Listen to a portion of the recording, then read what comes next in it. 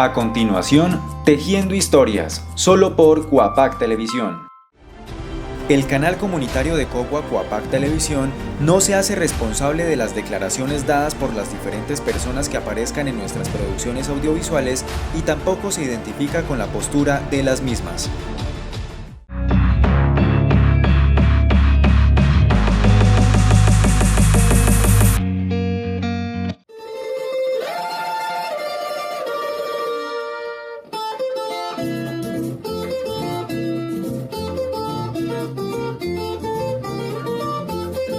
En medio de una sabana espesa, plana, frondosa, de marcada apariencia verde y con un clima frío en la mayoría de los meses del año, pero agradable en las temporadas de los meses de julio y agosto, se encuentra el municipio de Cogua, un lugar que está ubicado a la altura de 2.630 metros sobre el nivel del mar y a 34 kilómetros de Bogotá.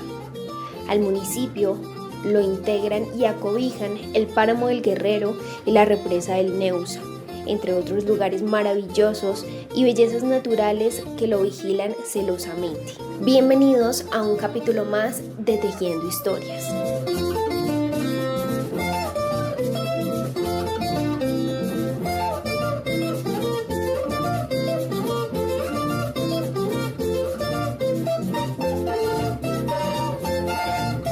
Bueno, a ver, pues realmente hay una fecha que ya se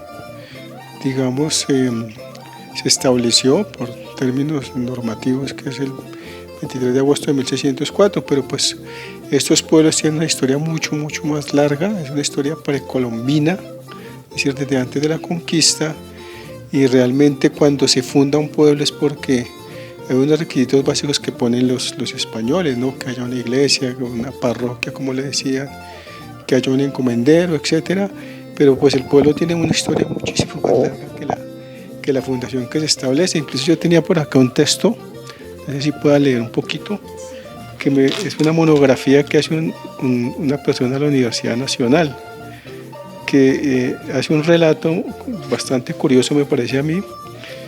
Dice que a mediados de 1569, un capitán llamado Don Pedro, quien sabía hablar español y era el heredero del cacicazgo de Nemesa, se presentó con su tío Don Luis y Don Juan de Cogua ante las autoridades de Santa Fe. Se presentaron como indios cristianos y casados que habían construido sus pueblos e iglesias bien arreglados, con imágenes, cruces y campanas, y todos los ornamentos necesarios. Aseguraban haber sido los primeros en convertirse en todo el nuevo reino de Granada, eran de Cogua, y contaban que toda la gente de sus pueblos, tanto los chicos como grandes, habían adquirido la costumbre de ir a Santa Fe para acompañarnos en la procesión del Corpus Christi, y que solicitaban que se les admitieran en la procesión del Corpus Christi en Santa Fe, Bogotá, como indígenas de Cogua, muy cristianos y muy devotos y como muy católicos, es decir, de 1569. Lo que quiere decir que el pueblo de Cogua estaba por lo menos ya reconocido como un poblado indígena, no como un municipio, obviamente, en el año de 1569. Entonces fíjate que es un poco la historia precolombina, que seguramente no pasa por los digamos, formalismos de que para que se fundara un pueblo y que fue reconocido y que fue, digamos, mediante algún tipo de decreto, pero estas historias son mucho más amplias que las historias que se reconocen, digamos, formalmente en términos, digamos, administrativos, etcétera, porque los municipios son reconocidos administrativamente después de todo un ejercicio de diseño constitucional, etcétera. Pero la historia precolombina es mucho más rica y mucho más grande que le digamos que está regulada normativamente. Bueno, también se habla que estaban pues precisamente como estas tribus indígenas aquí en el municipio y que de alguna forma de pronto querían sacarlos. Ya estaba como ese arraigo aquí a Cogua, en el que en ese momento pues ellos dicen no nos vamos de Cogua. ¿Cómo es también de pronto ese poder también de ellos de decir no, ya estoy aquí en Cogua y pues me voy a quedar acá en este municipio, ¿no? Sí, fíjate que hay una discusión fuerte con los temas de ordenamiento territorial. Un poco para traer a discusión lo que está discutiendo en este momento, se discute como región metropolitana. Y es que aparte de la división administrativa municipal de gobernación y municipios, hay una historia precolombina, como te decía, grande, que eran los cacicazgos. En el caso de la zona cundiboyacense estaba el cacicazgo de Bogotá, Bacatá y el de Zipa, que eran los dos, digamos, más reconocidos o los más fuertes en la zona cundiboyacense. En ese caso uno tendría que decir que si quisiera ordenar territorialmente los territorios, tenía que remitirse a esa historia precolombina y tendría que reconocer que hay una serie de hitos fundacionales en la historia antes de los españoles, que tendría que reconocer que habían poblados, ya articulados a los cacicazgos, que eran una especie, de pequeños tribus dispersas por el territorio, pero articuladas alrededor del cacicazgo, y que tendría uno que mirar también que ellos tenían una manera, de encontrarse, de establecer sus celebraciones. Había una fiesta muy famosa, ubicada en Zipa, que era la fiesta de toda la región, que articulaba todos los pequeños poblados de la zona, el de Chía, el de Bacatá, el de Zipa, y esa era la manera de ordenarse, el territorio de manera, precolombina, o sea, en los tiempos anteriores a la conquista española.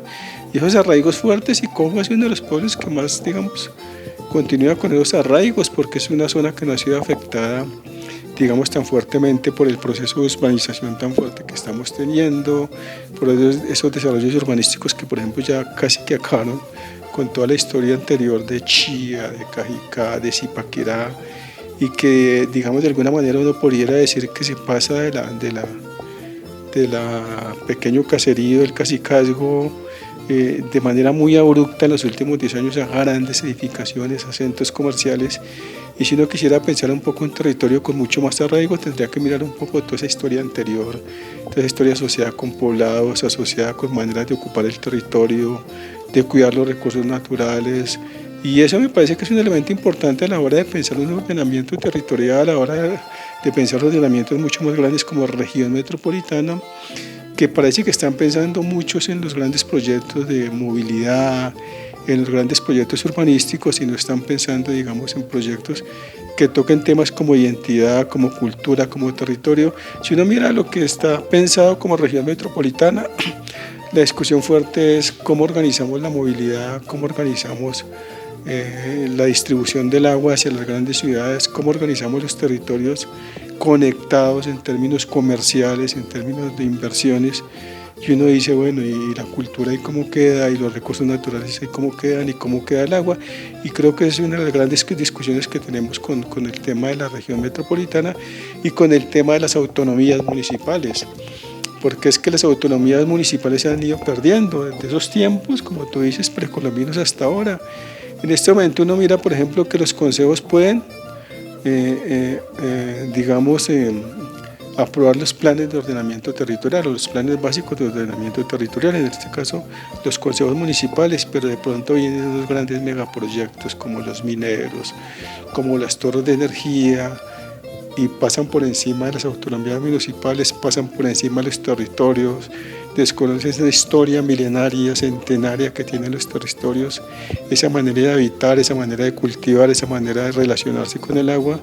Y creo que si uno quisiera mirar la historia del municipio en este momento, es bastante compleja en términos de que, no se tiene en cuenta como todo ese legado y toda esa manera que tenían o que se tiene aún incluso de habitar los territorios. Es una historia a recuperar, me parece a mí.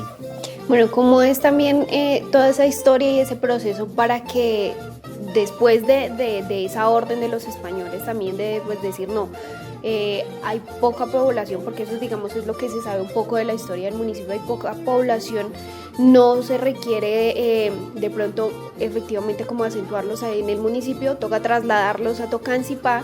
¿Cómo es también todo ese proceso después de esa orden en que ya ellos dicen no, nos quedamos aquí? ¿Cómo es ese desarrollo del municipio? ¿Cómo empieza como esas tribus también a evolucionar?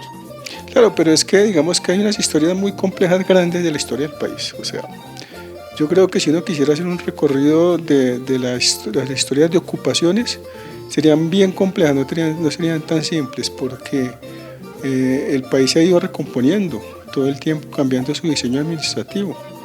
Veníamos de un virreinato, ¿no es cierto?, de unos encomenderos, de unas, posesiones de los indígenas alrededor de grandes figuras que eran los encomenderos. Pasábamos los procesos de independencia, los procesos, de revolución de independencia y el país entra en un proceso de discusión fuerte sobre cómo se quiere, digamos, organizar administrativamente, se federaliza, guerras civiles, vuelve y se centraliza, y todos estos pueblos soportan y ven eso. Incluso durante las guerras de independencia, durante las guerras civiles después de la independencia, son pueblos que son llevados a la brava a participar en las guerras.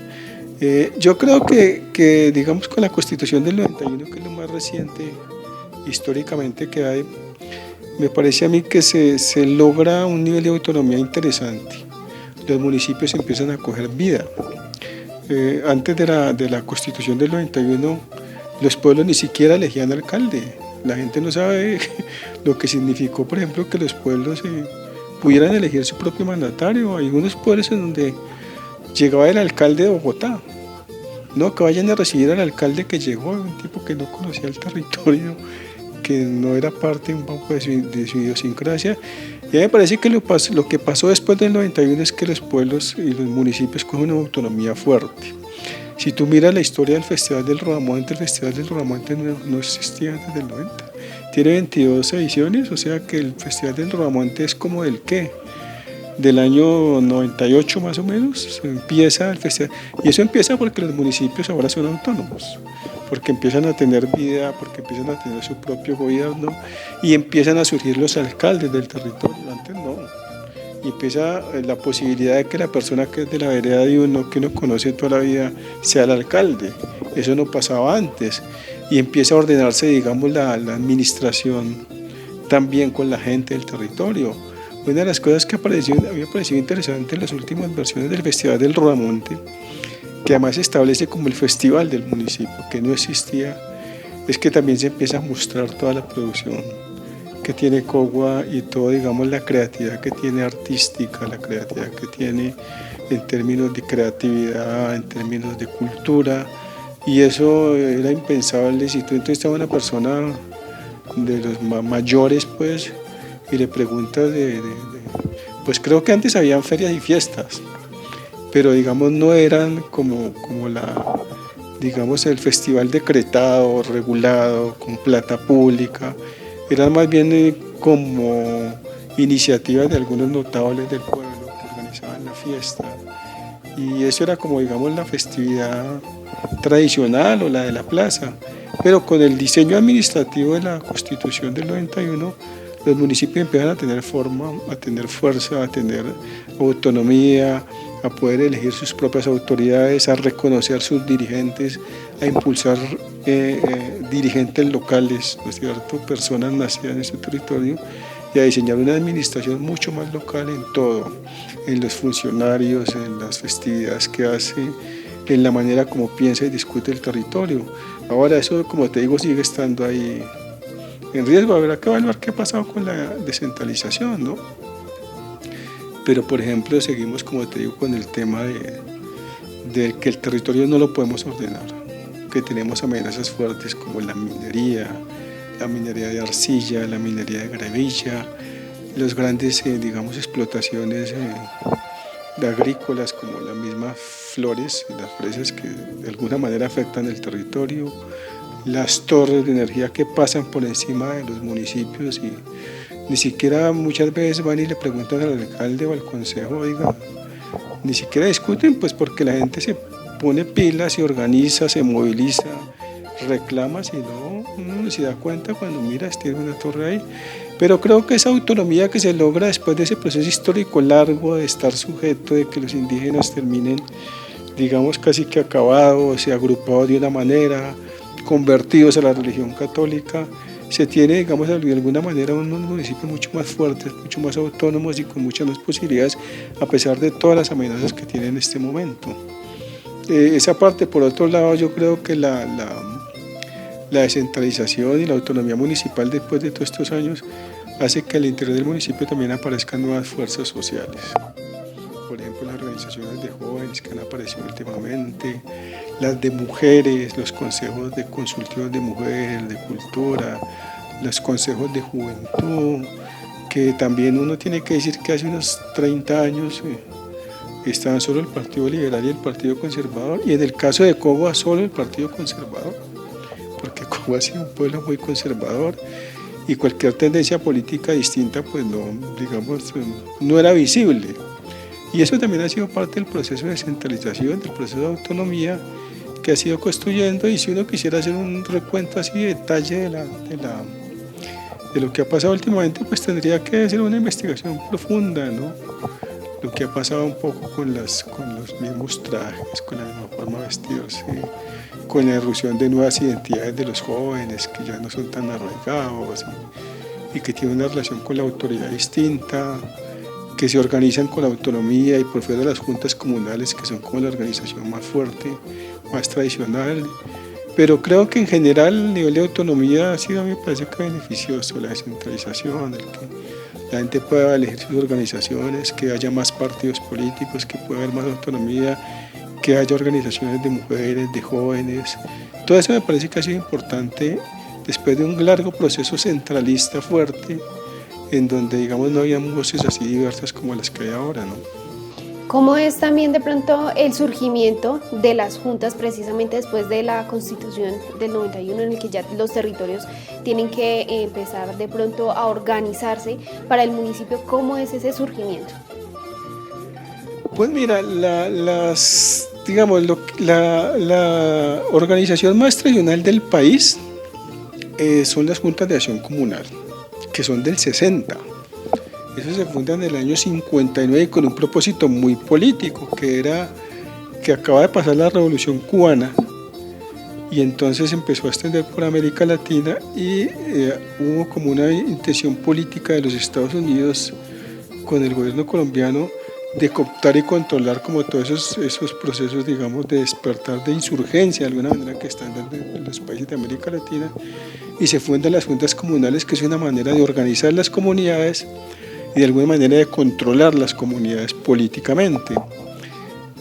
Esas organizaciones duraron, yo creo que hasta el 90, más allá, 94, o sea, hasta la Constitución. Es que la Constitución del 91 marca un hito fuerte porque le devuelve autonomía y le da vida y fuerza a los municipios y como a las identidades más locales, porque este país era absolutamente centralista, cerrado. No elegía popularmente los alcaldes, había solo presidencia de departamentos y municipios dependiendo del gobernador, y el gobernador lo nombraba el presidente. Entonces, el presidente era el que nombraba hasta el alcalde de un pueblo si quería, o sea. Entonces todo eso, después del 90 y muy a final de los 90, tiene una transformación muy profunda, porque lo que hace la Constitución del 91 es demostrar que este país era mucho más que los dos partidos tradicionales. A la constituyente llegan los indígenas, por ejemplo, y lo que tú ves ahora es que irrumpe una cantidad de fuerzas que estaban ahí medio apagadas, medio no reconocidas, y es que ahorita hay organizaciones de mujeres, de jóvenes, de LGBTI, de afro, de indígenas, de toda la diversidad posible. Y en este momento es una cosa normal que un ministro sea gay, como es el caso del ministro de Justicia que presenta a su esposo, o como la alcaldesa de Bogotá que es lesbiana y que tiene una esposa. Todo eso es una muestra de todo lo que ha cambiado este país en muy poco tiempo, y la erosión fuerte que ha tenido esa diversidad grande. Yo creo que en Cogua ha empezado en los últimos años eso a coger fuerza. Ya hay consejos de jóvenes desde el año pasado. Hace 4 años hay consejos de mujeres. Empieza, digamos, como a discutirse la cosa más internamente frente a quién decide, a quién participa, cómo decidir, a pesar de que las juntas siguen siendo la organización más fuerte. Pero esa irrupción de lo diverso que ha ocurrido en el país y que en este momento termina, digamos, consolidándose con un presidente de izquierda, eso está empezando a pasar en los municipios. Aunque Cogua es un municipio bastante conservador, es un municipio muy tradicional como en todo, en la presencia religiosa, católica, en la presencia de liderazgos comunales muy arraigados, pero es un municipio también que empieza a moverse. Por ejemplo, aquí hay un movimiento ambiental muy fuerte, que es el que ha hecho toda la defensa del territorio y el decir no a la expansión minera. Eso es nuevo, por ejemplo, eso tienes 8 o 10 años. Todos esos movimientos son, digamos, en Cogua recientes y están empezando a darle como una dinámica distinta al municipio, que a mí me parece que es interesante, que es novedosa, que es una es una manera de, digamos, de ponerse también un poco a tono con unos debates nacionales e internacionales, y es que las libertades hay que respetarlas, que a las personas que piensan distinto hay que respetarlas, que si la gente tiene una identidad sexual distinta se le debe respetar, que si tiene una identidad religiosa distinta se le debe respetar, y que eso es parte de lo que es el país, el mundo y el país con una constitución, y que venimos de una historia de muchísimos, centralismos fuertes, de desconocimientos, a una historia de una irrupción muy fuerte, de una cantidad de diversidad en el país y en el municipio. Creo que a mí me parece que eso es bueno para este país. Me parece que es convivir, es tolerar, es entender la diversidad, porque finalmente eso es el mundo. El mundo es bien diverso y Colombia es parte de este mundo, ¿no? Bueno, hay un tema también que me causa curiosidad, y es que se habla que, pues, retrocediendo un poco, hubo un coguano que fue parte de la lucha, pues, de los mártires zipaquireños, ¿no? Y poco de pronto se habla de eso. Yo quiero de pronto hablar también desde la lucha que han tenido, pues, los coguanos en el municipio, y de esa fuerza por la que se caracteriza cada uno de ellos, ¿no? ¿Cómo es esa historia también? Pues hay una historia bastante, digamos, que están entre lo anecdótico, ¿no? Yo creo que a Cogua habría que hacerle una monografía profunda, un análisis de toda esa historia. Aquí, por ejemplo, hay unas historias de peleas entre Cogua conservador, Zipa liberal, por ejemplo, que yo me acuerdo. Por aquí dicen que pasó el libertador Simón Bolívar, lo cual es bien diciente, porque si pasó por aquí en pura época de independencia debería pasar y se llevaría un poco de gente a pelear. Y creo que eso es parte de la historia que está un poco oculta. A mí me parece que aquí no se ha hecho realmente buena investigación histórica al municipio. Creo que vale la pena hacerlo. Sí hay un mártir de los mártires de Zipaquirá, no recuerdo el nombre en este momento, hay una referencia de él histórica, me parece interesante, pero también hay otras referencias. O sea, hasta donde yo sé, la balsa Muisca es de Cogua, la que está en el Museo del Oro, por ejemplo, que es una cosa rara, porque estas zonas no eran zonas productoras de oro, más bien de intercambio con sal, con Bogotá y con la zona del Quindío. Esta zona era zona salinera, pues empezando por la Catedral de Sal de Zipaquirá. Pero habría muchas cosas que mirar así en profundidad, esas presencias indígenas que están con los pictogramas allá de Patacica. Eso, digamos, sé que se ha hecho algún par de investigaciones, pero en profundidad habría que hacerlo, porque eso quiere decir asentamientos muy viejos en el municipio precolombinos. Entonces, eso me parece que también es parte de la historia, digamos, de Cogua que está por hacerse. Pero a mí me parece que sí, yo he estado buscando y yo no he encontrado una monografía puntual del municipio. Ha sido, digamos, escarbar. Estos amigos que son antropólogos ahí de la Nacional. Este es un estudio de 1537, de la vida en 1537 a 1577 el municipio, 1575. Pero eso es lo que toca empezar mirando en detalle. Ahí citan el pueblo, citan algunos comendadores, lo citan ya antes de 1600, por supuesto, con cura, con ir a la procesión de cuerpos, con celebración de festividades. Pero me parece importante que desde la Casa de la Cultura, desde el área de patrimonio, se haga un ejercicio, o se pague o se invite a algunas universidades a hacer un ejercicio de investigación más profundo, porque monografías del municipio históricas no hay. Hay muchas que tienen que ver con sus recursos, hay mucha investigación sobre el impacto de la minería, sobre flores, pero una investigación histórica del municipio a mí me parece que realmente está como por hacerse, y sería interesante hacerla, ¿no? Hemos llegado al final de este capítulo de Tejiendo Historias, hoy hablando un poco de la historia de Cogua, municipio que cuenta con la belleza de paisajes, flora y fauna como el tigrillo lanudo, la rana cie y, por supuesto, el carisma de la gente que lo habita.